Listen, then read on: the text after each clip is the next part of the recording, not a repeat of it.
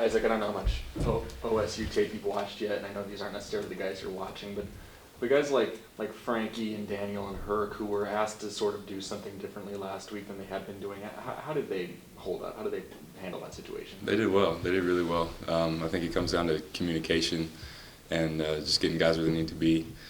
Our coach did a great job of getting them prepared last week, and I know they're helping each other out. So I'd say they filled in and did their job.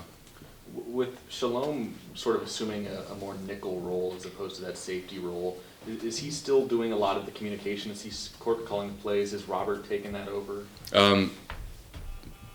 It's more of everybody's got to get their eyes to the sideline and get the call, and then communication for the most part is coming from the safeties, and then we'll talk to the D-line too, Peyton and I. But Shalom's, he's just kind of getting the calls just like the rest of us, and then talking to the safeties behind him. So when he was a safety, communication flowed through him, but that sort of stopped? Yeah, it just flows through whoever's in the position. It's not really one guy that's making the calls out there. Isaac, how emotional was this week leading up to the Oregon State game with everything that happened with Robert? That was a big deal. You know, we wanted to play hard for him and go out there, and we believe he should be out there with us. Obviously, it's out of our hands, so we kind of had to focus on the game, but just playing our hardest. Some guys had it written on their arms and had his number on their arms, and I know it was especially for those guys on the D line, it was big for them. So I think it was big for us to get that win.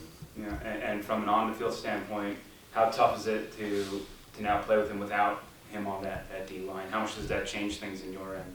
Obviously, we miss him, but there's guys that, like I said, are filling in and doing a great job, almost to the level that he was playing at. So we're doing fine in that area.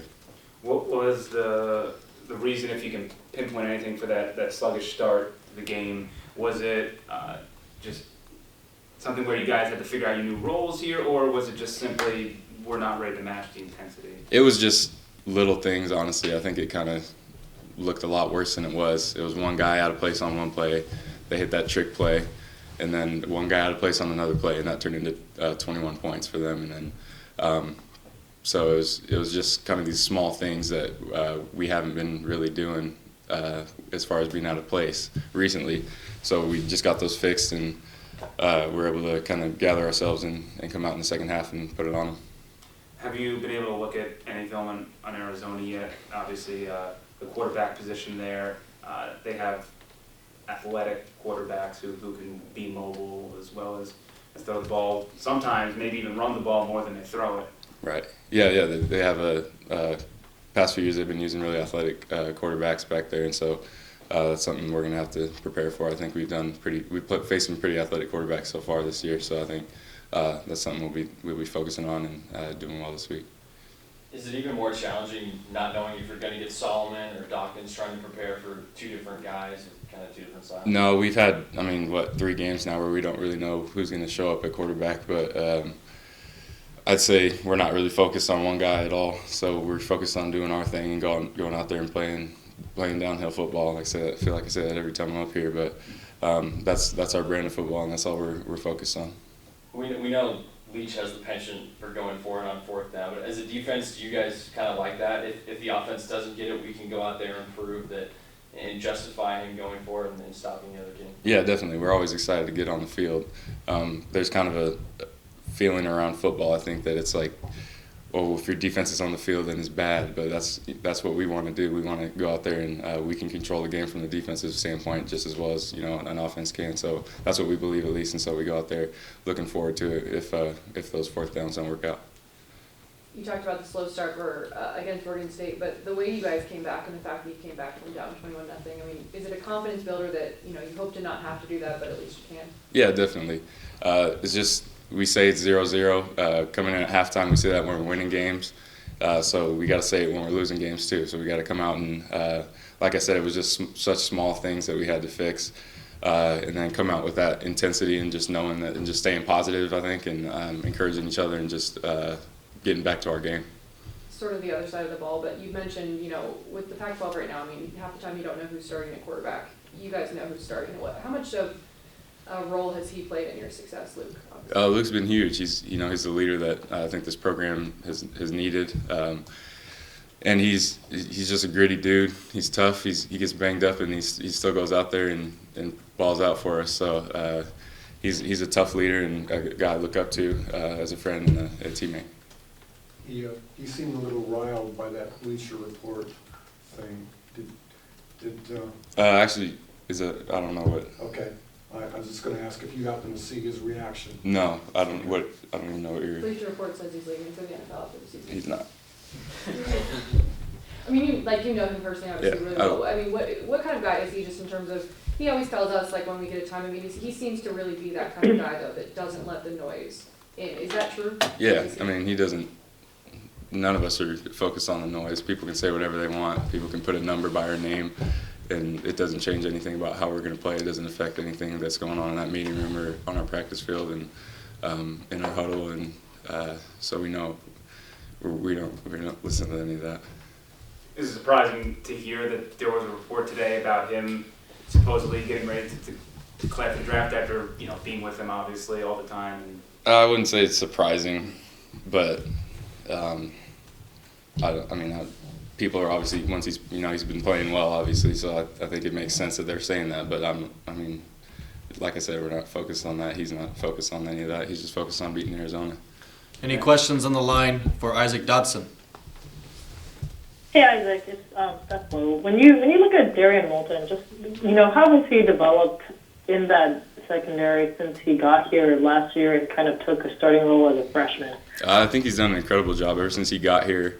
We were impressed with him, some of us older guys, and obviously he stepped into that starting role, like you said, as a freshman, and he's only gotten better. He's starting to get more and more confident back there, I can tell, and just being more aggressive, I think.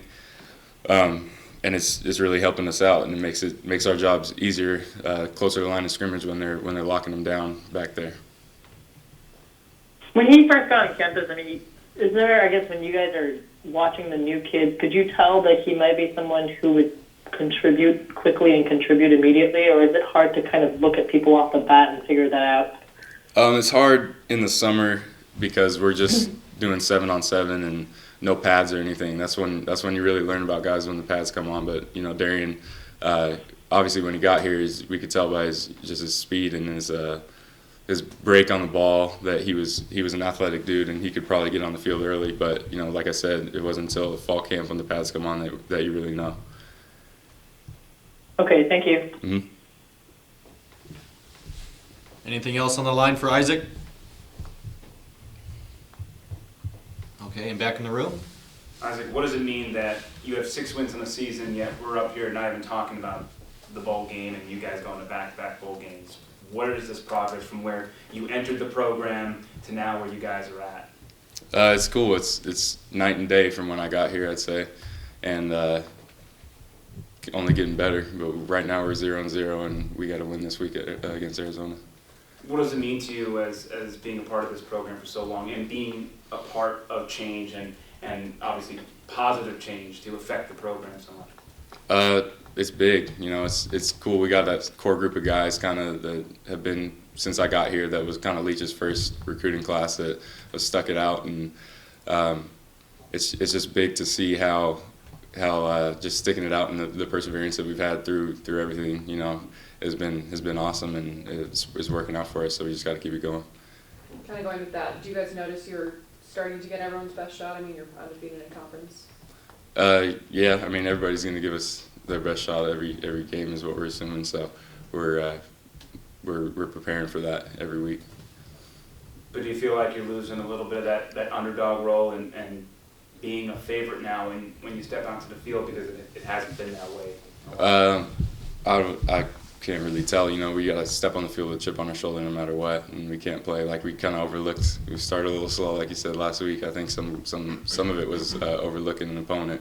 And Leach's thing is respect everyone, fear no one, and we say it every week. So that's something we got to really hone into and get back on track with, and step on the field with a chip on our shoulder like we are the underdog every week.